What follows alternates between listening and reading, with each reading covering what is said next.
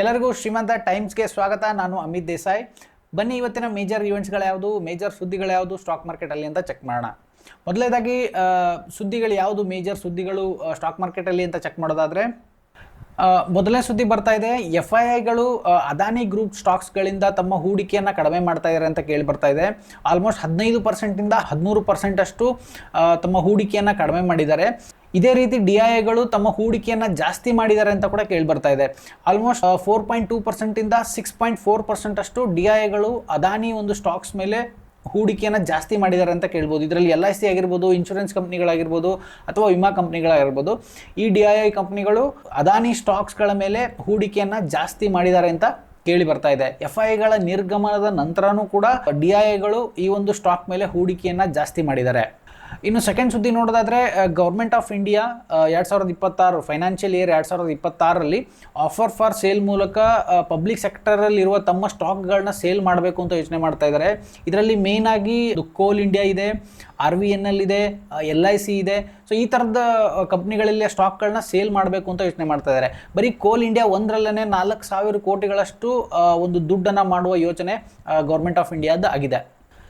So ಇನ್ನೊಂದು ITಯ major ಕಂಪ್ನಿಯಾದ ಇನ್ಫೋಸಿಸ್ನ Q4 result ಇನ್ನೇನು ಸದ್ಯದಲ್ಲೇ ಬರಲಿದೆ. ಬಟ್ ಇದು Q3ಯಲ್ಲಿ ಏನಾಯಿತು ಅಂತ ಚೆಕ್ ಮಾಡೋದಾದ್ರೆ, Q3ಯಲ್ಲಿ 6,806 ಕೋಟಿಗಳಷ್ಟು ಒಂದು ಲಾಭಾಂಶವನ್ನು ಮಾಡಿತ್ತು. ಸೊ ಇದು ಆಲ್ಮೋಸ್ಟ್ 11.6% ಅಷ್ಟು ಒಂದು ಲಾಭಾಂಶ ಅಂದರೆ ಪ್ರಾಫಿಟ್ ಅನ್ನ ಜಾಸ್ತಿ ಮಾಡ್ಕೊಂಡಿತ್ತು. ಸೊ ಇದು ಇಯರ್ ಆನ್ ಇಯರ್ 7.5% ಅಷ್ಟು ಒಂದು ಲಾಭಾಂಶನ ಜಾಸ್ತಿ ಮಾಡ್ತಾ ಇದೆ ಅಂತ ಹೇಳ್ಕೊತಾ ಇದ್ದಾರೆ. ಸೊ ಹಾಗಾಗಿ Q4 ರಿಸಲ್ಟ್ ಏನು ಬರುತ್ತೆ ಅನ್ನೋದ್ರ ಮೇಲೆ ತುಂಬ ಒಂದು ಎಕ್ಸ್ಪರ್ಟ್ಗಳದ್ದು ಗಮನ ಇರುತ್ತೆ. ಸೊ ಇನ್ನು ಬೆಂಗಳೂರಿನ ಮೇಜರ್ ಗ್ರೂಪ್ ಆದಂತಹ ಪ್ರೆಸ್ಟೀಜ್ ಗ್ರೂಪ್ ಅವರು ಒಂದು IPOನ ಲಾಂಚ್ ಮಾಡೋಕ್ಕೆ ತಯಾರಿ ನಡೆಸಿದ್ದಾರೆ. ಸೊ ಈ ಒಂದು ಗ್ರೂಪ್ ಅವರು 4,000 ಕೋಟಿಗಳಷ್ಟು ಒಂದು ಹಣವನ್ನು ಸಂಗ್ರಹ ಮಾಡೋ ಒಂದು ಪ್ಲ್ಯಾನಲ್ಲಿ ಇದ್ದಾರೆ. ಅವರ ಮೂಲಗಳ ಪ್ರಕಾರ 4,000 ಕೋಟಿಗಳಷ್ಟು ಒಂದು ದುಡ್ಡನ್ನು ಈ ಒಂದು IPO ಮೂಲಕ ಅವರು ಮಾಡೋಕ್ಕೆ ಪ್ರಯತ್ನ ಮಾಡ್ತಾ ಇದ್ದಾರೆ. ಸೊ ಇನ್ನು US initial jobless claims data ಬರ್ತಾ ಇದೆ.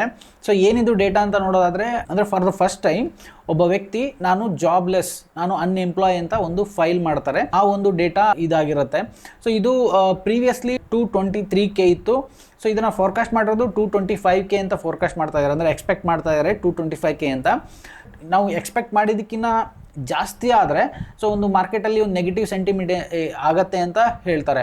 ಸೊ ಇನ್ನು ಫೋರ್ಕಾಸ್ಟ್ ಮಾಡೋದಕ್ಕಿಂತ ಕಡಿಮೆ ಬಂತಂದರೆ ಇದು ಒಂದು ಪಾಸಿಟಿವ್ ಸೆಂಟಿಮೆಂಟ್ ಮಾರ್ಕೆಟ್ಗೆ ಅಂತ ಹೇಳ್ಬೋದಾಗಿದೆ. ಸೊ ಇದಾಗಿತ್ತು ಇವತ್ತಿನ ಮೇಜರ್ ಸುದ್ದಿಗಳು ಸ್ಟಾಕ್ ಮಾರ್ಕೆಟಲ್ಲಿ. ಹಾಗೆ ಇವತ್ತು ಮಾರ್ಕೆಟ್ ಏನಾಯಿತು ಅಂತ ಚೆಕ್ ಮಾಡೋಣ ಬನ್ನಿ.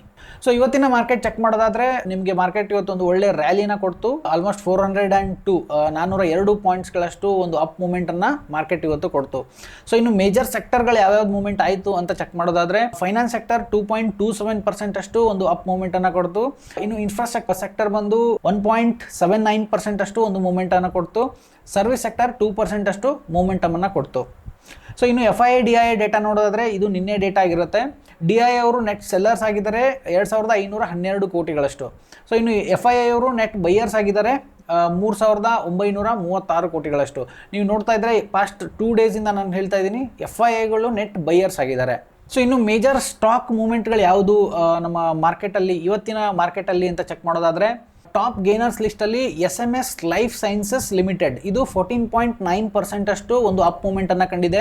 ಸೊ ನಾನು ನಿಮಗೆ ನಿನ್ನೆನೂ ಕೂಡ ಹೇಳಿದ್ದೆ, ಇದೇ ಒಂದು stock SMS life sciences limited 12% ಅಷ್ಟು ಅಪ್ ಮೂವ್ಮೆಂಟನ್ನು ಕೊಟ್ಟಿತ್ತು. ಕಂಟಿನ್ಯೂಸ್ 2 ದಿವಸ ನಿಮಗೆ ಒಂದು ಅಪ್ ಮೂವ್ಮೆಂಟನ್ನು ಆಲ್ಮೋಸ್ಟ್ 10%ನ ಕ್ರಾಸ್ ಮಾಡಿ ಅಪ್ ಮೂವ್ಮೆಂಟನ್ನು ಈ ಒಂದು ಸ್ಟಾಕ್ ಕೊಟ್ಟಿದೆ.